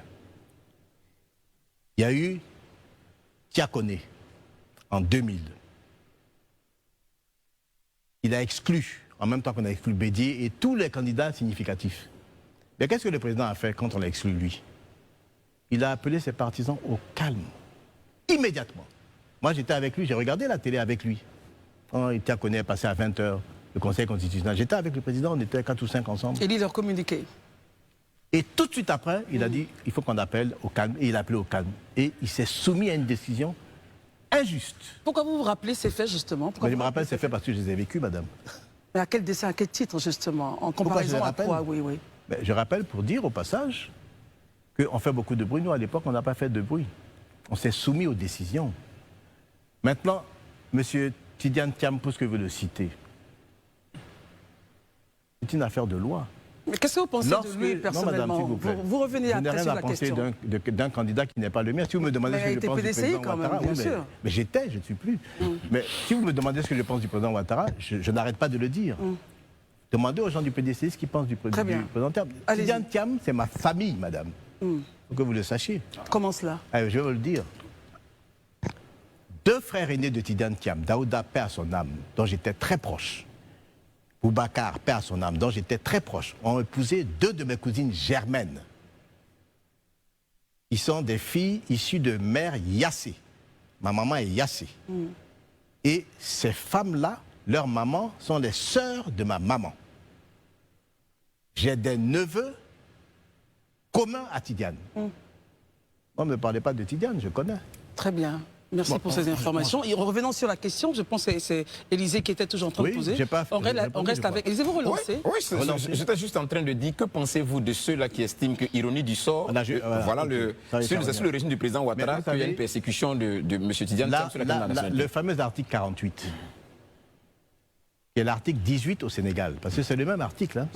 C'était la même idée, et Dieu merci, c'est un décret d'Oufoué-Boigny de 1961-62, du début de l'indépendance. C'est 62 61. 61. C'est un décret d'Oufoué-Boigny. Il dit quoi, ce décret? Il dit que tout Ivoirien majeur qui acquiert une nationalité étrangère perd automatiquement sa nationalité ivoirienne, sauf s'il est inscrit au tableau d'enrôlement. Vous savez ce que c'est le tableau d'enrôlement? C'est le service militaire à l'époque, je pense. Merci. Parce qu'il y a un débat aussi dessus. C'est le service militaire à l'époque. C'est le service militaire. Et les Sénégalais, ils ont été plus clairs. Ils ont dit tableau d'enrôlement militaire, dans leur article 18 qui correspond à l'article 48.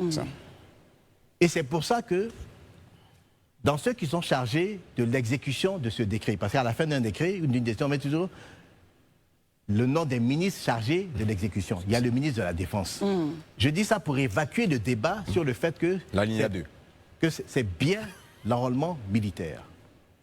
Ce qui n'est pas le cas de Tidiane. Donc, si je parle de la loi, et je m'en tiens à la loi, il aurait donc perdu sa nationalité dès qu'il est devenu français. Point barre. C'est fini, j'ai rien d'autre à dire. Il y a une autre loi en France qui dit, par exemple, que si on libère un citoyen français de sa nationalité française, c'est qu'on se rassure que la personne ne peut pas être apatride. Quel commentaire vous faire de ça? Mais j'ai aucun commentaire. Mais moi, je ne dis pas que Tidiane Thiam aujourd'hui n'est pas ivoirien. Et puis nous, on n'a jamais dit ça. Nous, on dit simplement, monsieur, que dans cette période, il ne l'était pas. C'est tout ce qu'on dit. Il ne faut pas nous faire dire ce qu'on ne dit pas. Voilà. Oui, j'ai une question. Bon, on termine avec Élysée et puis vous revenez, Herman. C'est lui qui avait la parole. Allez-y. Les Champs-Élysées. Ok. D'accord. Moi, je voudrais revenir sur un autre sujet qui a défrayé la chronique quand même ces derniers temps. C'est la question du foncier. Vous avez été ministre de la Construction de, je crois, 2004 à 2010, si je ne me trompe pas. Voilà. Et selon certaines indiscrétions, nous sommes aujourd'hui dans cette situation parce qu'il y a beaucoup de choses qui auraient été faites qui ne le devraient pas pendant que vous étiez ministre. Qu'est-ce que vous en dites? Beaucoup de choses comme quoi? Ben, comme des attributions, comme des possibilités, des actes, je vais dire des ACD, bon pas ACD je dirais pas, mais des titres fonciers qui auraient été donnés sur des parcelles à des personnes alors que ce n'était pas des zones approuvées, qu'il y a beaucoup de dysfonctionnements, mais que ça a été fait pendant que vous étiez ministre. Qu'est-ce que vous répondez? Et que nous récoltons aujourd'hui en fait. C'est faux. Quelle est la version à retenir? Je viens, madame, vous savez, je ne réponds jamais à peu près. Si je ne suis pas confortable, je vous dirais, écoutez, c'est faux, c'est archi faux. D'abord, les problèmes fonciers en Côte d'Ivoire ont existé depuis que la Côte d'Ivoire moderne existe. Ce n'est pas né sous Marcel Amontano. Ça, c'est la première chose. Les problèmes fonciers, vous savez, il faut les aborder avec beaucoup de prudence. Parce que c'est une charge émotionnelle énorme. Pourquoi? Nous sommes tous ici. À quoi aspirons-nous, chacun d'entre nous? À laisser un toit à nos enfants. Bien sûr. En dehors de la santé, de la vie, du pouvoir d'achat, etc., chacun prie Dieu que quand il va disparaître, il laisse un toit à ses enfants. Donc il y a une charge émotionnelle qui est importante. Donc c'est un problème qui est important et qui est légitime. La chaîne foncière, il faut qu'on le dise, parce que personne ne le dit. Elle naît au ministère de la Construction et elle est portée à maturité au ministère des Finances. Le cadastre, c'est le ministère des Finances. Le titre foncier, c'est le ministère des Finances. La lettre d'attribution, c'est le ministère de la Construction. Je vais dire quelque chose au risque de me faire taper dessus. Moi, quand j'ai été ministre de la Construction, j'ai plaidé en faveur d'une chaîne foncière unique. C'est-à-dire, elle naît au ministère de la Construction, elle finit au ministère de la Construction. Ce n'est pas le cas. C'est pas le cas aujourd'hui? Non, monsieur. Avec le guichet unique, tout ça? Monsieur, non. Ok. Le guichet unique, c'est la porte d'entrée. C'est ça. Ok. Mais quand vous venez chercher votre ACD au guichet unique, l'ACD, il est né au ministère des Finances, au cadastre. Ici, au cadastre, exactement. C'est le cadastre qui établit le titre foncier. C'est tout ce que je dis. Très bien. Bon, Herman, vous avez la parole. Sur la question de la révision de la liste électorale, vous avez dit tout à l'heure que l'opposition ne vous fait pas peur. Pourquoi alors le pouvoir RHDP ne veut pas d'un dialogue politique depuis 2022? Il ne souhaite pas l'audit de la liste électorale, encore moins la révision de la liste électorale pendant que c'est prévu. Que pensez-vous finalement des plaintes de l'opposition ivoirienne sur la conduite du processus électoral par la Commission électorale indépendante? Mais l'opposition ivoirienne, elle porte plainte. Quand on porte plainte, on vient avec des preuves et puis on exerce les voies de recours. Je n'en pense rien d'autre que ce que je viens de vous dire. Il y a des voies de recours qui les exercent. Ce que je peux dire par contre, monsieur, c'est qu'il n'est pas plausible de dire haut et fort aujourd'hui en Côte d'Ivoire que sur 8 millions d'électeurs, il y en aurait 6 millions qui soient faux. Mais et les élections précédentes? Et 2023, les élections locales? Et la présidentielle d'il y a 5 ans? Au regard de l'article 7 du Code électoral. C'est quoi l'article 7? L'article 7 qui demande à ce que tout électeur inscrit sur la liste électorale, sur le fichier électoral, devrait avoir des éléments d'identification. Oui, mais aujourd'hui, on vient de fermer le contentieux. J'espère qu'ils ont fait des réclamations sur ces 6 millions. Mais les irrégularités sont telles que... J'ai dit, j'espère qu'ils ont fait des... Non, monsieur, c'est trop facile. Il n'y a rien à espérer.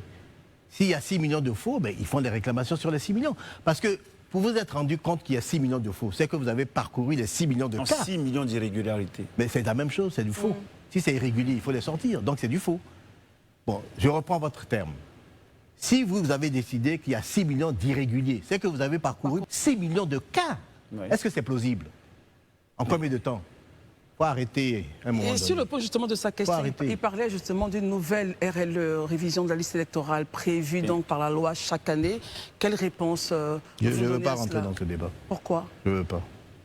Le PDC, le RHDP a-t-il peur de ce débat-là? Je vais vous dire pourquoi. Madame, sous le PDCI, vous savez de quand date la CEI? Allez-y, éclairez. 2021. En 2021, c'est un décret qui a été pris en 2021 qui institue la Commission électorale indépendante. La CEI, pas la CNE. Je parle de la CEI. Oui, Commission électorale indépendante. 2001, pardon. 2001, non, 2001. Merci. C'est 2001 plutôt que je 2001 après la Constitution de 2000. Si. D'accord. Donc en 2000, il y a une Constitution qui crée la CEI. Et en 2001, le président Gbagbo prend le décret d'application. Mais avant la CEI, comment se faisaient les élections? La dernière en 2000 qui a eu l'élection du président Laurent Gbagbo, c'est la CNE. Je préférerais que l'invité lui-même réponde aux questions. Oui. C'est mieux. Allez-y. C'était le ministère de l'Intérieur. Comme au Sénégal aujourd'hui. C'était le ministère de l'Intérieur qui organisait les élections. Mais ce n'est pas grâce au PDC qu'il y a une CEI. C'est grâce au RDR, au FPI, etc., à l'opposition, à l'époque, l'opposition au PDCI, qui a une CEI. Quand on a créé la CEI, on a demandé à toutes les parties concernées d'envoyer des représentants. C'est le décret d'application qui organise la CEI. Chacun a envoyé ses représentants. Donc tous les partis politiques sont représentés à la CEI. Ils ont droit au chapitre. Il m'excuse de le citer, M. Alain Dogo. Oui, deuxième vice-président. Aujourd'hui, il est vice-président de la CEI. Mais dans sa posture d'aujourd'hui, il se rend compte que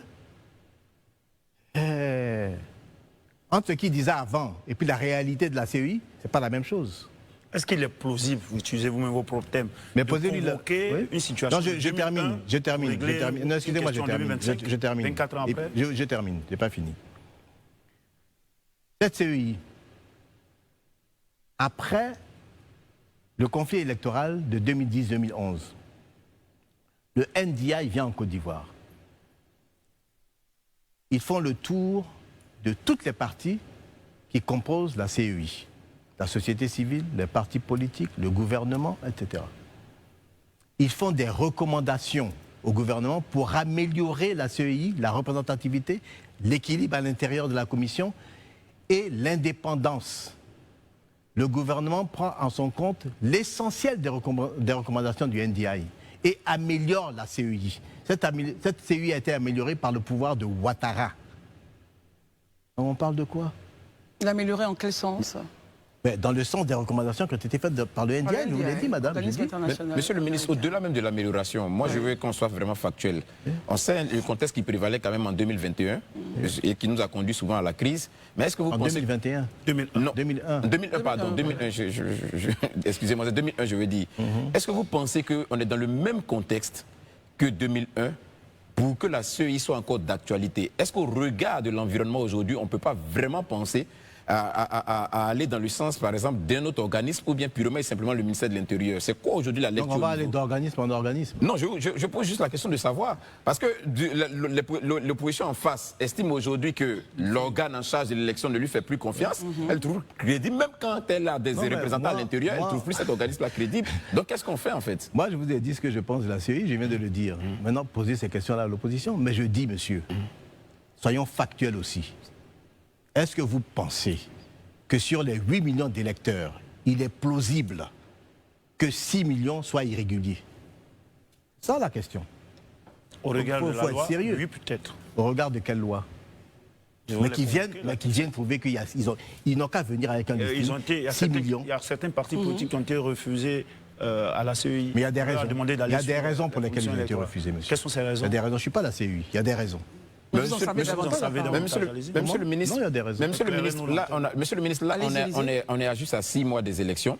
Comme pouvait le dire le philosophe, c'est insensé de faire la même chose et espérer avoir des résultats contraires.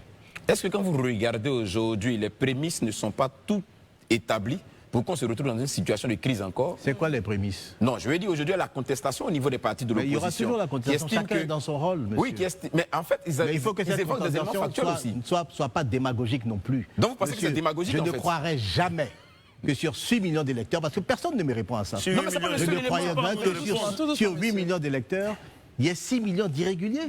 Même ce n'est pas le seul reproche de l'opposition. L'opposition vous dit par exemple aujourd'hui qu'il pense que... C'est le reproche principal de non, l'opposition vous dit aujourd'hui qu'il pense que l'organe en charge de l'organisation des élections, aujourd'hui tel qu'il fonctionne, ne répond pas à une question de crédibilité ou bien d'équité. Il pense aussi également que le pouvoir devrait ouvrir comment dirais-je, un dialogue politique pour qu'on puisse faire un ensemble de dysfonctionnements. Quel dialogue politique il y avait sous Gbagbo?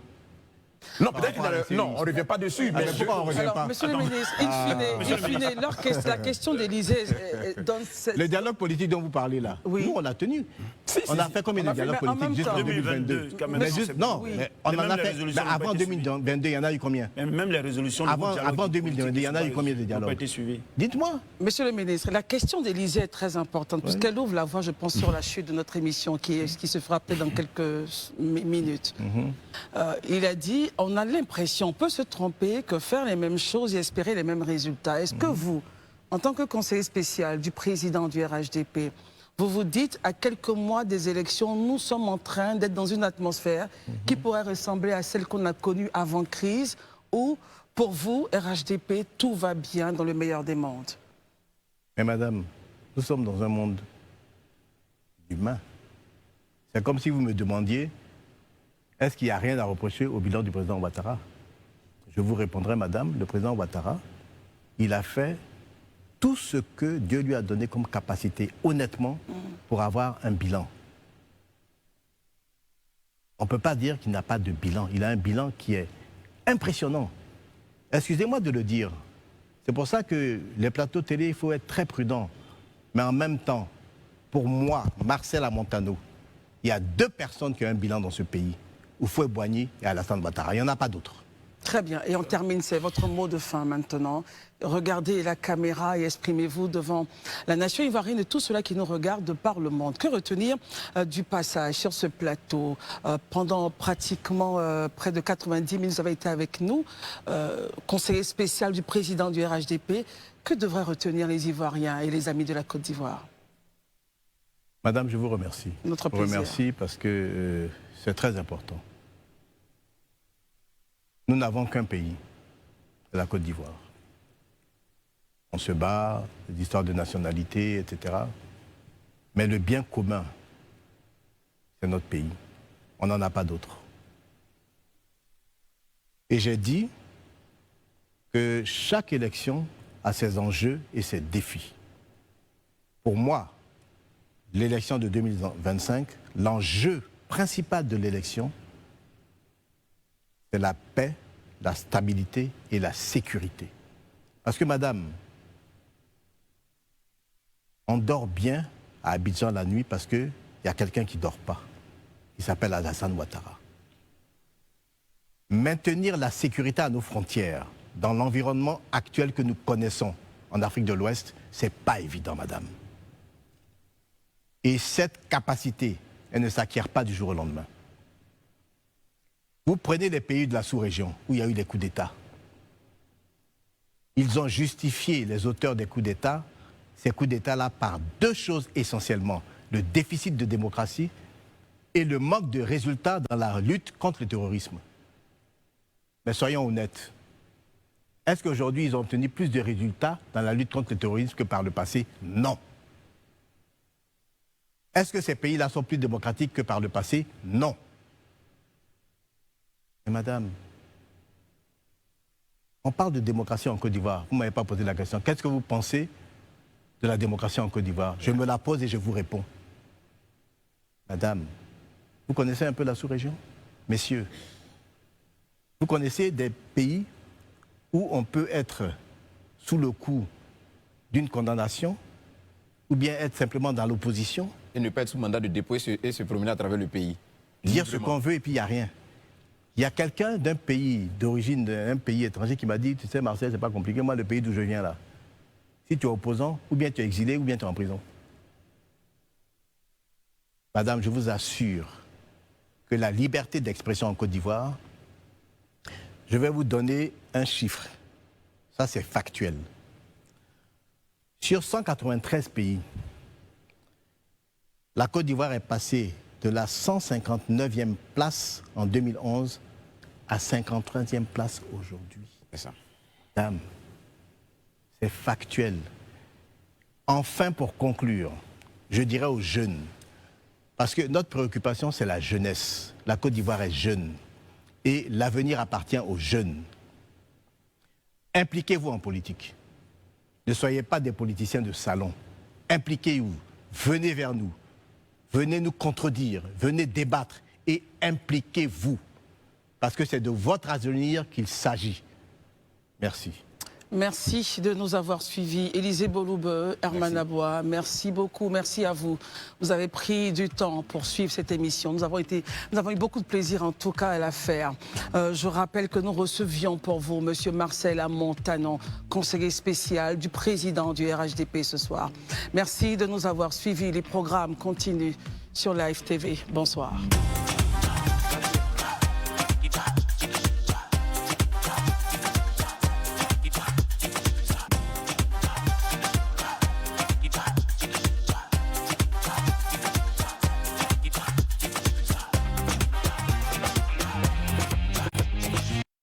Vous a été offert par Rouet.